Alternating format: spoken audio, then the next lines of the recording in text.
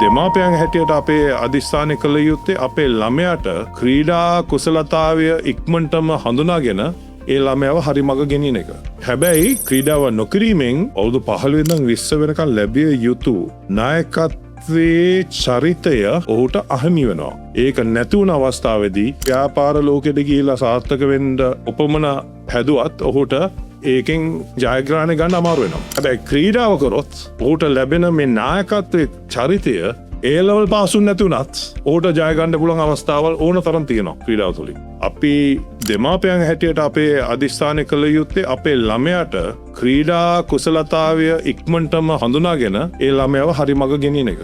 අපේ පරමාර්ථය ඒක හඳුනලා දීලා ළමයාව හරි මඟ දාන්න. හරි මඟ දැම්මොත් ඒ ළමයාට තේරෙන්න පටන් ගන්නවා ස්පෝට් එකෙන් තමාගෙන් බලාපොරොත්තු වෙන ශක්තිය බලය වේගය ළමයට දී ගන්න පුළුවන් කියන එක. එතකොට ඒ කියන්නේ තලන්තය. ඒ කියන්නේ හැකියාව. ඒ හැකියාව ඔහු කරන්න පටන් ගත්තාම ඒකට විශිෂ්ට ලැබියාවක් එනවා ඒ ස්පෝට් එකට. කැපවීමක් ඉබේම එනවා. මුළු හදවතින්ම ඔහු ක්‍රීඩාව කරන්න පටන් ගන්නවා. ඒ කරන්න පටන් ගත්තාම ඔහුට ඒ ක්‍රීඩාවේ නතර කරන්න බැරි තැනකට එනවා.